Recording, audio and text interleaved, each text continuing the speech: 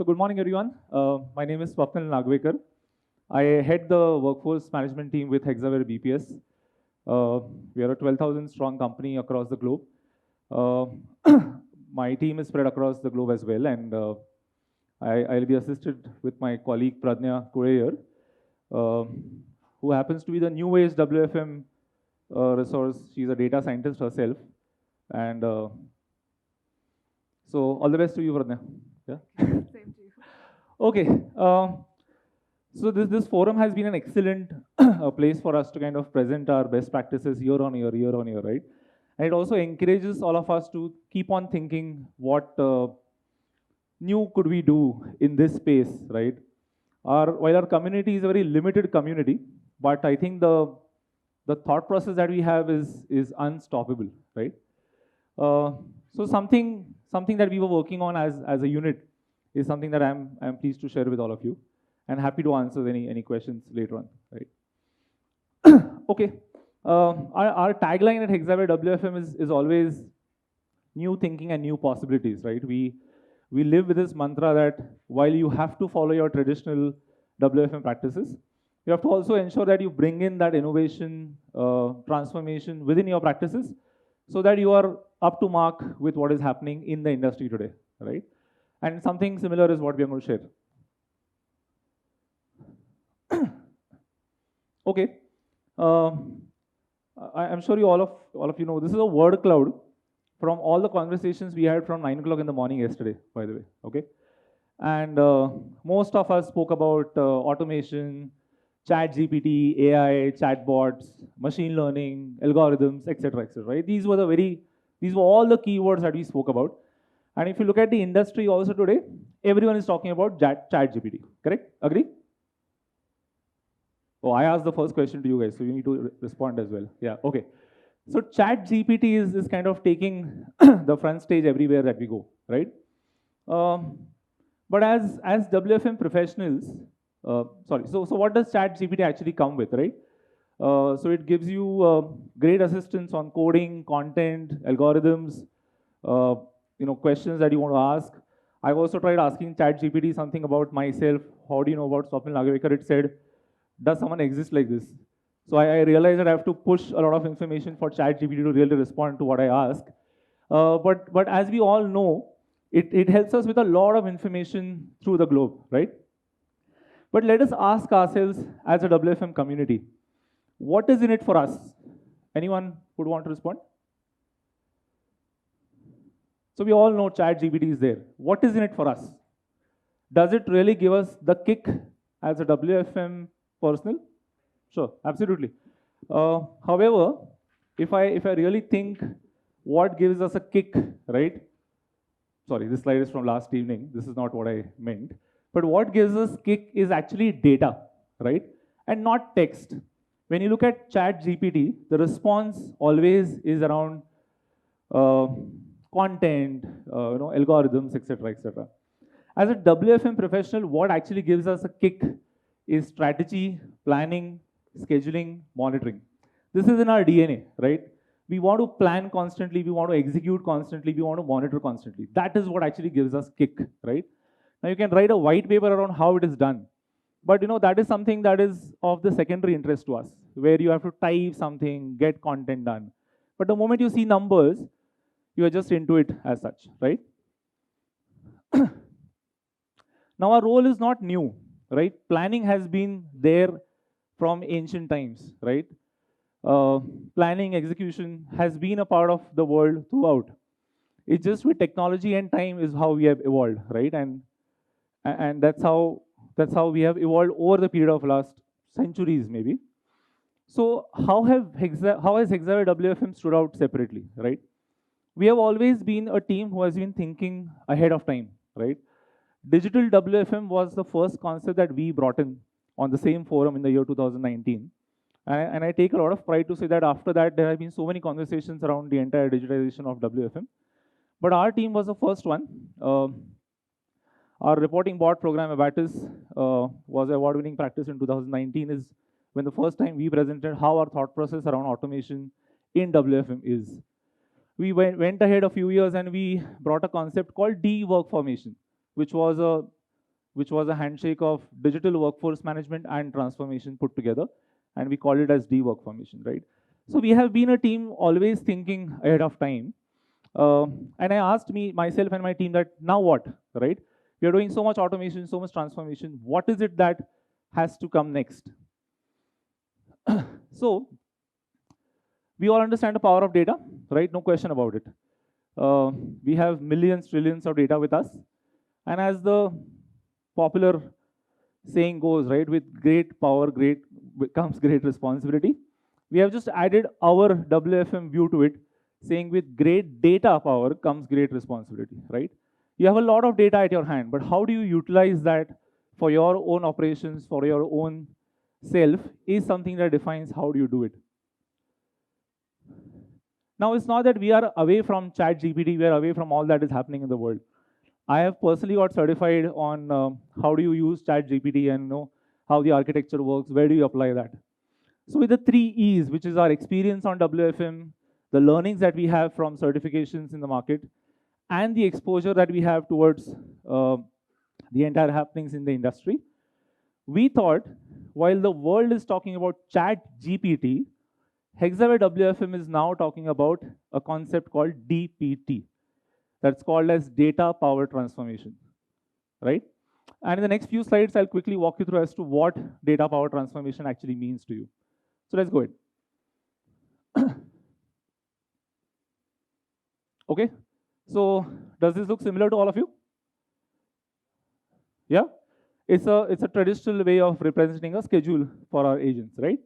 So we have 4 of them rostered across the shift through all the days, some volumes that are going to handle. And as we all know, our prime focus is always on the service level that we are going to achieve for the day, right? So putting these people together in a shift has resulted in a particular service level. This is, of course, our traditional way of approaching scheduling and rostering, right? But from a transformation perspective, I think it's time that we think beyond this point as well, and how is something that data power transformation actually confirms. Let's go ahead. Next one. All right. So when you look at a roster on an Excel sheet or on your tool, right, that's how it kind of looks to you, right? 5 people scheduled, this is their service level expected, this is a weekly off, etc., etc. You can also probably look at other levers like AHT, shrinkage, etc. But from a customer experience perspective, what a customer wants to know is, you have made a schedule, but how does that schedule translate into my KPIs, right? Which is nothing but quality or CSAT. So are we in a position today, when you create a schedule on Friday or Thursday, to go back to the customer and say that, hey, you know what, Wednesday afternoon between 2 p.m. and 4 p.m., your CSAT is going to take a hit, right? And I can predict that for you with the power of my data power transformation concept, which means while I'm going to ensure your service level is met, okay, I'm also going to understand and analyze a bunch of people put together, basis their historical data or their performance trends, how are they on their customer experience matrix, okay? So what do we do? As I said, I have a bunch of people with me who come from a data science perspective, right? And along with the traditional approach of WFM, which is data collection, generating reports, data cleansing, etc., we have brought in a few transformational aspects as well, which is nothing but model programming, model evaluation, model deployment, where we put the data through a machine learning algorithm, and we try and understand where is the problem area basis these bunch of people, okay? And I'll show you an example. So a deep study using industry-best analytical approaches on the data of these 4 or 5 agents, we are trying to understand how does their performance affect the entire schedule. Go ahead.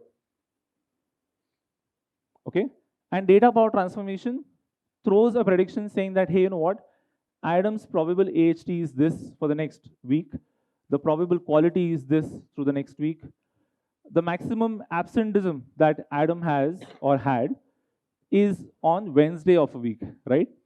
Now this gets you in a better shape to understand that, hey, you know what, if I schedule Adam in the current scenario, this is how my numbers would look like. Just go back once. okay? But with the power of data power transformation concept, I know that a little shift in the schedule, okay, which is what happens with the analysis that I've done, I know that this schedule is much better because while my service level is intact, but I'm also keeping in mind that my customer experience is also better. Okay? So here is a schedule when you go back to the client on a Friday evening or Thursday evening and you say, hey, you know what? Service level is a given. Let's not even discuss on that because I know that is my primary KPI. However, what I have for you in the schedule is I have made changes in such a way that your key KPIs are always going to be green, at least on the plan, for the next 7 days, right? And how do I know that? It's just not an average. It's a proper analytical approach put into the schedule, which tells me that, which gives me a prediction that, hey, you know what? Combination of agent 1, 2, and 3 gives me this result. Combination of agent 3, 4, 5 gives me this result, right? So I am prepared for the worst case scenario and the best case scenario as well. Okay. Now you may say that, is this a simple average? Absolutely not, right? And that's why I have deployed people from a proper data scientist background who don't only look at numbers in a very traditional way, but they bring in every aspect of data transformation into the practice, making it a more mature one, right? So the future of rostering or the future of WFM, in our view, is data power transformation. And the resultant of that would be customer experience schedules, okay? All this while we have been only focusing or probably focusing more on contact center schedules, contact center KPIs. We want to bring in a concept of data power transformation resulting into customer experience schedules.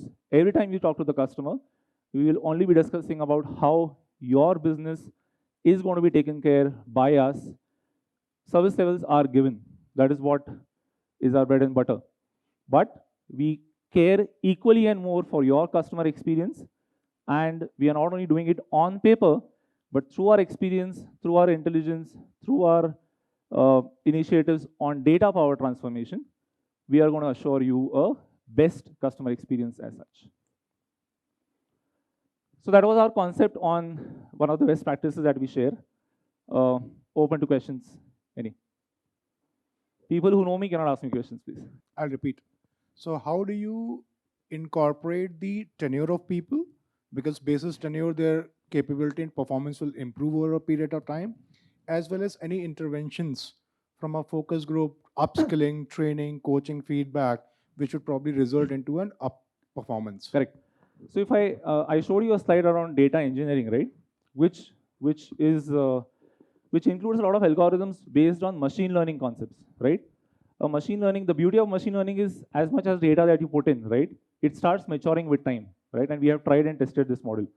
So it of course understands that the increment in a person's tenure or an agent's tenure results into a certain increment or decrement on his performance or his performance, right? And that you don't have to tell the algorithm. It actually understands that. And that's the beauty of having a Python machine learning concept with you, right?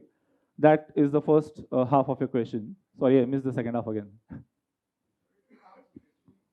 training intervention and stuff. Yeah. So machine or data power transformation as a concept helps you bring in maximum levers on the same stage so that everything is kind of ticked, right? You don't have to go to two different setup of discussions to come up with a result. On the same platform, you're ensuring your service levels, you're ensuring your KPIs, you're ensuring customer experience, and also you're ensuring any incidents that would probably happen, as rightly Shashank pointed out.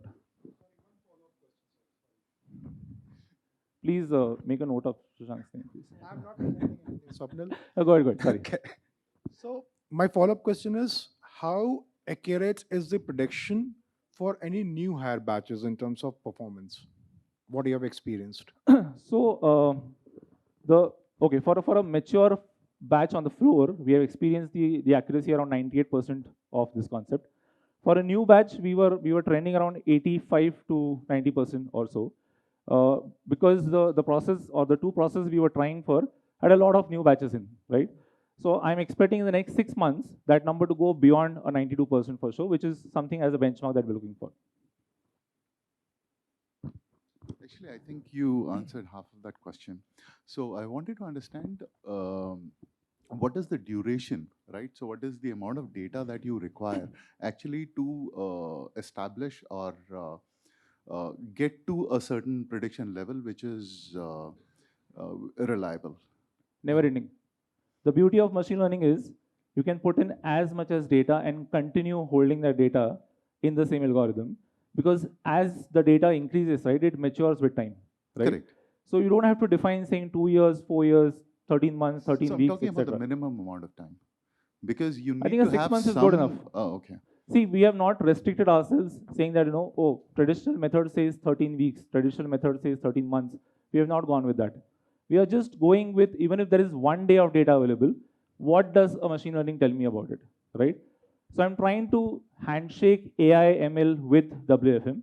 I might fail, I might, succeed, but I'm taking that risk, saying that let's see what technology brings in. We have discussed the whole day yesterday how to bring AI into WFM, right? If we Correct. don't try our own hands, we are not going to see results. So Absolutely. this is the trial. Okay. Hey, hi Swapnil, Hi. good presentation. Thank you. So, one quick question. This primarily in the industry language is known as agent persona. Yeah. So you basically have personas of agents, collected over the period of time, and then Sorry, you see. that's a good name. You note it. Yeah, Yeah. that's so agent persona. You keep collecting all this information, and many ACD technologies also use it. So whichever agent is more proficient, the call gets routed to them on a kind of a higher service level queues. Correct. So the question is, obviously you have the proper agents scheduled for the right time for the right customers, but do you have a backup plan? Because however AI ML you may put, human human things cannot be predicted so well. Correct. Somebody may fall sick, somebody may get stuck. I mean, have you considered that aspect as well? I mean, what will you do if for a kind of a backup in case such a thing happens? So we have, and I think you brought a very good point, and that's why we are not dependent on a platform or a tool for this output, right? Why we are doing it outside any ACD or any OEM is basically because we want this to be a global kind of a solution, right? Irrespective of which tool you are using currently. And Yogesh, just to continue on the question, right? Such scenarios are a daily activity for us. So what the data power transformation tells us is, out of 6 KPIs, which is the one which is at maximum risk, right? And everything is interrelated. So if I know that one or my shrinkage is going to go from 10% to 15% suddenly, I know what is going to happen to my other levers, isn't it? So my focus is not only on certain concepts only. I'm looking at a holistic picture for the day, Yeah. right? And I think as a WFM, you're always present or always ready with plan 2 or plan 3. So we are actually. So good. So are you able to measure that? I mean, after and before. If you have a baseline here, and then are you able to measure it after? The everything is impact done? of Impact, exactly. Yeah, we So you have. that. So in fact, for a smaller LOB, when we tried this, right? Of course, the shrinkage is always higher in a certain smaller headcount, right? This LOB of was around 25 people probably, right? And 3 people not coming in made a big difference, isn't it? So that's where we are trying to tweak the machine learning algorithms furthermore to understand that how does this concept go with smaller chunk of people and a larger group of people, right? So that's the learning that we have currently noted, and we are trying to kind of mature on that model as well. Yeah, excellent. Thanks, Swapnil. Just a food for thought. Yeah. I mean, we've been talking the whole day yesterday about forecasting. So how important forecasting is primarily for the whole Yeah. WFM cycle, right? So just one input from my side. I think that's the best place to put AIs and MLs, because the output of that will actually lead to accuracy of I the agree. other stuff. I agree. I just wanted to use this forum, to probably pass this message that as a WFM community, we also need to start talking customer experience language. We have been talking about forecasting within the community for a very long time, right? That's our forte. We don't even have to kind of tell someone that how do we do it. But I think to be in the race, to be with time, right? I think it's very critical for all of us to start talking the customer experience language. Absolutely. Also, When you talk to people about various forecasting methodologies, X, Y, Z, most of them it's a bouncer for them, to be honest, right? So I wanted to bring in a concept which is more layman. So someone you go and says you go and tell someone data power transformation, it gets registered in the mind. It's something about data, the power of data, and how do you transform from where you are utilizing that data. No, Right. absolutely. Everything, whatever we are doing, it's for customer experience Absolutely. only. So Yeah. all of them boil down to that ultimate output, which is Correct. customer experience. My idea So- was just to simplify it further, Absolutely. using the traditional methods, but just simplify it further for the ops guys. Yeah. There are 6 more presentations to go. You can ask questions then as Okay, well. I'll keep it very simple. And I'm going to be a stranger for you for next 2 minutes for the statement that you made. If you know me, don't ask questions. Sure, okay, no problem. Alright. I take that. Okay, so this dashboard that you, first of all, thank you for sharing. This dashboard that you had presented is, I see it as an amalgamation or a synergy between CSAT predictor and a service level predictor. Yes. Right? Now, this is in place. Yeah. I mean, you're already using. What is the accuracy of the predictor? One. Two, what's next? Now that you've got the CE there, are you looking at adding the dispatch, the cost? What's the future of this? The list is never ending, to be honest with you, right? And as I said, while I'm not restricting myself to the size of the data I'm going to carry, I also don't want to restrict myself to 10 KPIs, 15 KPIs. If this enables me to handle 50 KPIs at one go, I would love to do that, right? So as many levers which affect my customer experience can be brought on this concept, I'm game for it. Yeah. Actually, that will actually test the model as well on how mature it is to handle multiple scenarios, right? It may happen that after the 10th one, it may not give the right prediction because it may have too many algorithms, too many criteria to look at. But I want to test it, right?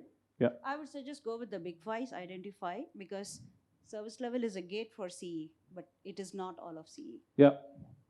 Thank you. I just have one clarification. You said that it's not simple averages.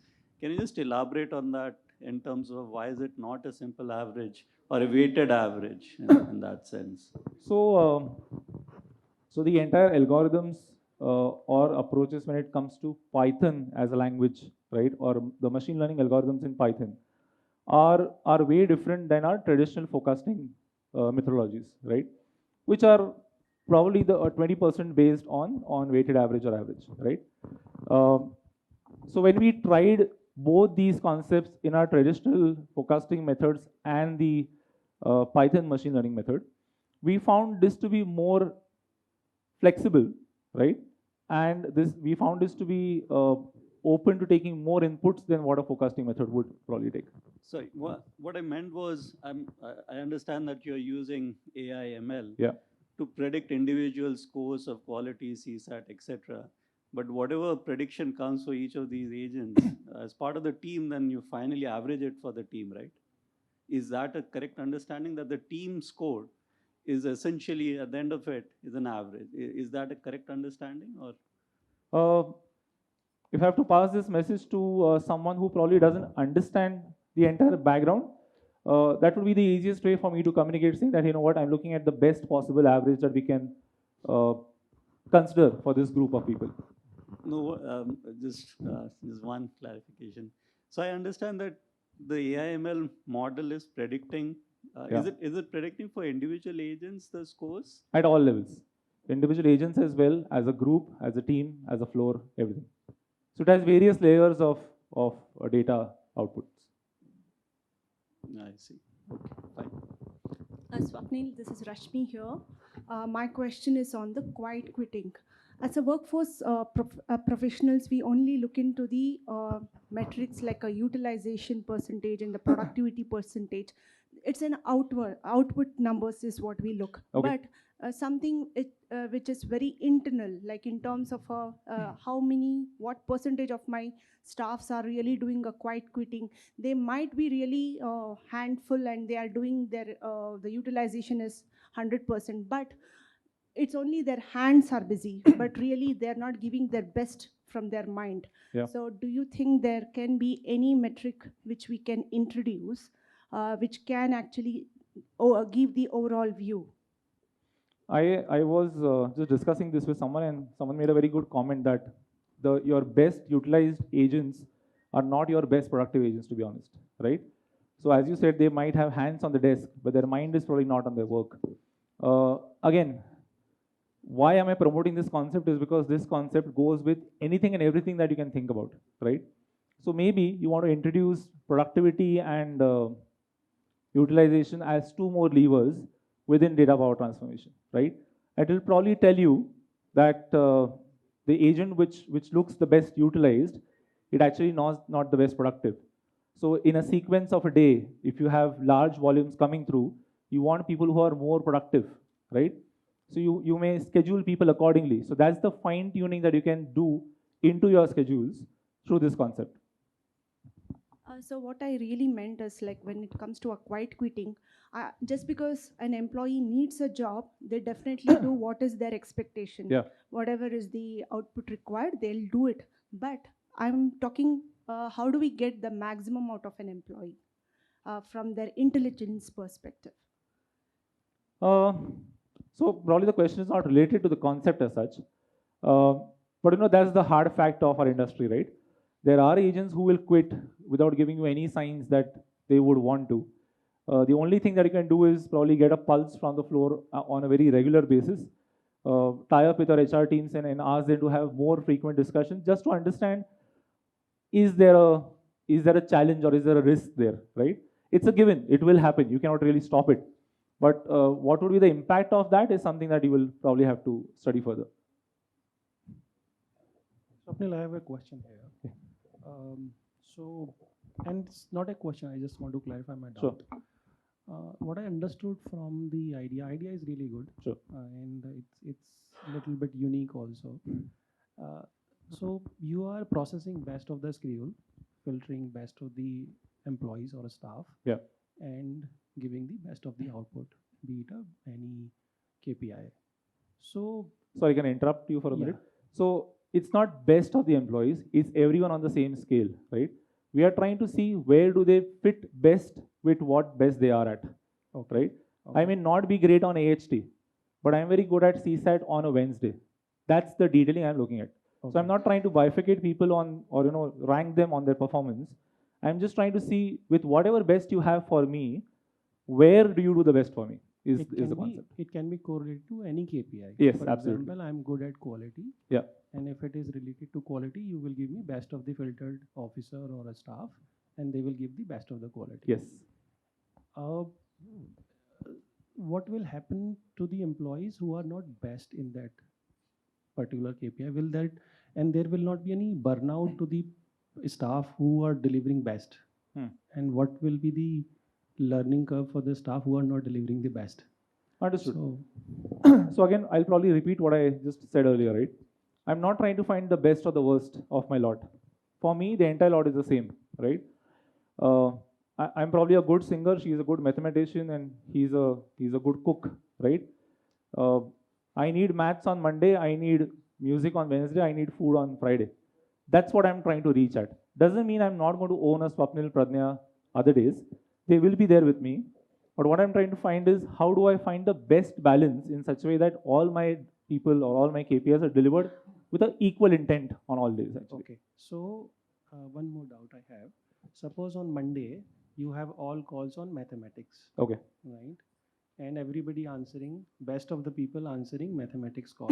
Will there be no burnout to the staff who are best in mathematics? No, Swapnil is also going to resolve mathematics. So is he going to resolve mathematics. But as an operational leader, I would know that Monday I'll have to take more care of my people because the maths dude is just one and there are two other who are not great at it. So I will focus my support on these two people, which visibility I don't have today, right? With data power transformation, I have the visibility. At Monday, I have one mathematician, one singer, one cook with me. So the singer and the cook need more attention from a SME perspective, from a floor support perspective, from a QA perspective. The mathematician will continue doing what they do best. So it is in place with you right now? Absolutely. It is- So okay. without this concept, I as ops leader don't have the visibility. Okay. Without this, I'm saying, okay, I have 3 people scheduled. But with the concept, I know who those 3 people are, what are their strengths, what are their probable areas of focus, and I can put my energy on them such that my output is still the best. Thank you very much. Thank you. Thank you. Hey, Swapnil. Hi, Jay. A couple of questions. Yeah. As you kind of have you got this in a full production or in testing environment? We have it for 2 line of businesses, Okay. full production. Okay. What has been the stakeholder sentiment, and what kind of feedback you have received on those 2 where you have deployed it? And the second question is, what is the long-term play to having a global adoption within your org structure? Yeah. So in fact, for the second LOB, which happens to be a customer experience client itself, we took it to the client as well. That what are we doing about it? It was, to be honest, it was a technical support business, and the CSAT there also mattered a lot with the resolution percentage, etc. So we took that to the client, and the client was actually wow, because they felt while you're looking at your own deliverables, between our relationship, you're going one step ahead and also thinking about me as a service provider to my customers, right? So you're not limiting yourself only to the relation between us. You're extending that to my customers as well, which was something that touched their heart also. I'm happy to say that they have increased 25 FTs for us through that as well. On the first one, we are not taking it to the client, but the ops team, of course, enjoys the entire visibility that they get, which was not there earlier. Because earlier, when a schedule used to be sent out to them, they used to look at people, weekly offs, leaves, incorporated, etc. Now we talk about, hey, which day of the week do we need more SMEs? Which day of the week we need more floor support? Can the QAs help on the day when the quality score is looking at risk, etc. So that kind of mature discussions have now started happening. Everyone understands service level will be taken care of while the schedule is created. So as an ops team as well, I can see the maturity also going further up. From an adaptation perspective, I am pushing my team day in, day out to get this done by the year end. So, thank you. Hey, just a very quick one. First Someone of all, can ring the bell. excellent present. Sorry, go ahead, yeah. Cut me off. Okay, so while we are actually looking at the variable, is that calculated independently, or are you bucketizing or quartiling it? While you're actually, because in a large team, when we look at it, when we talk about a team of 25, it's still fine. But when you talk about, let's say, 1,000 or 1,500, and you have to move people based on team-based rostering, that is a norm for most of us. How would you actually do that? Would you quartile it and then do it independently, or would you independently do it and make a team based on those kind of people? So we have not yet reached that stage, to be honest, right? But the beauty of the concept is it considers the entire floor as one team, right? The 2 processes where we have tried this, there are 4 teams overall as such, okay? So we are doing it at both levels, on the entire shop floor as well as the individual team, as well as the individual agent as well. And we are trying to find out a way which is the best way to kind of probably, go ahead with it, okay? Hey, Swapnil, good morning. I'll just go with the last question. No, that's okay, please. So maybe from a traditional way of doing schedules, publishing the rosters to the delivery teams, yeah, you've baked in some investments in terms of data scientists, in terms of tools, to be able to bring in that efficiency.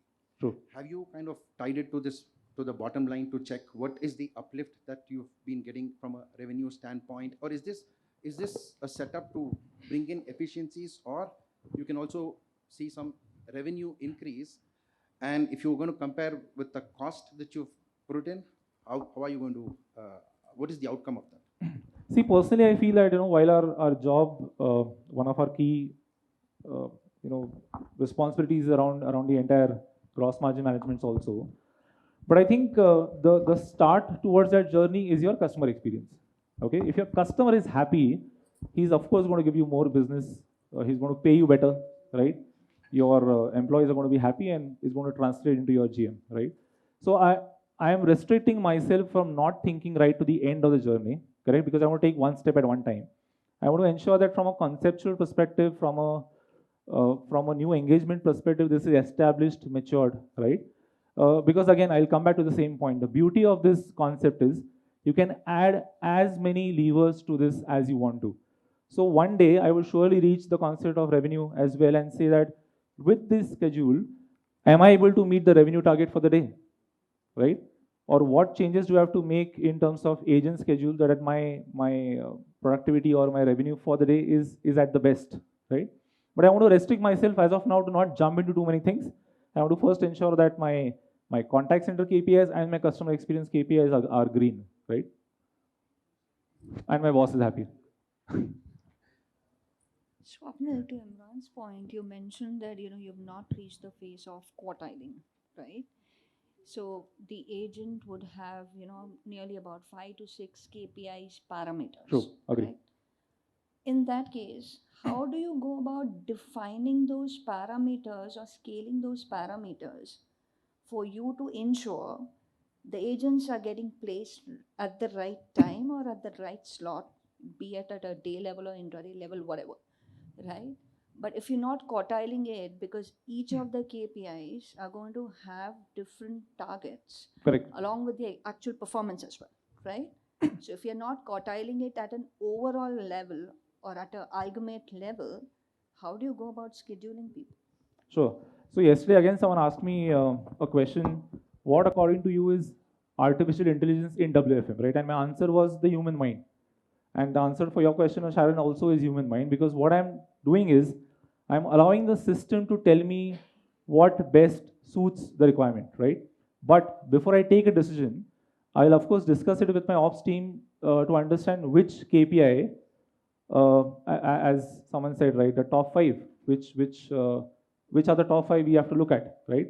While it will be a laundry list of KPIs I would probably then focus on the top 5 that I would want to achieve, develop, describe, etc. But then how are you going to go about triaging it, right? Whether you look at 5 parameters, you look at 10 parameters, you look at 3 parameters, right? But end of the day, you have to triage it, right? So the algorithm is going to give me the best of all, right? That I'm able to achieve with this set of people, correct? So there is actually the secondary thought of, do I have to make further changes or no, relies with me. So the output of all the 6 or 7 KPIs that I would have would be a combination of all these people put together with their best and worst performances put together, right? Swapnil, I think I'll be the last one to ask you a question. Yeah. People have asked, and I'm not sure if you've answered it. What is the accuracy of this model so far? I answered it before. For a team who was tenured on the floor, the accuracy was around 98%. For a team which was pretty new, less than 1.5 months probably, we were hovering between accuracy of 85 to 92%. So, 85 to 90%. CSAT and the quality is an outcome of multiple variables, correct? I may be good at an X type of calls. I have a good quality, and others I don't have. I'm a lower on the quality, which means the forecasting has to happen at the each interval level, at the each classification of the call types wise, and then I start placing. But the most of the time, it happens at the staff group level where everybody's trained on the one particular skill set, and we say this is means. How do we factor that into this model? That's the one question. And you may have some of the folks who are trained on the certain set of the classification, not on all for that staff group. So how do you take that into the consideration in this model? So I'll repeat the answer. The maturity of this, or the beauty of this model is, you can add 100 levers to this or scenarios if you want to, right? And it will try and test every scenario. As you said, if there's a language, a skill-wise or a language-wise forecasting that happens, beautiful. Let's put that data in, right? So it all depends on how are you structuring your data for the model, right? And the second part, which I missed, sorry, while answering you. Sorry, the second part of your question was? I also forgot it. Thank you. But I love you for that. Sonal, my have been on observation so far is the quality is an outcome of the staffing levels, quality is an outcome of the type of calls, and plus it also depends. Your historical data may not represent that because I'm using the historical data to predict my quality for future. Sure. At what shift that associate was scheduled in. Let's say I was in a night shift, maybe my quality was better because the volumes were lesser. Yeah. But if I plot him in the intervals where my volumes are higher, my quality and AHT may have an impact. So that's the exact difference, vision, that I'm talking about. We are probably assuming right now, I want to predict it. Correct? You and me, all by now, have been assuming, saying that, oh, this would have happened because of this would have happened. I want to be sure that this will happen because Swapnil is there or not. Yeah. Thank you, Dr. Siva. Thank you, everyone, for wonderful questions.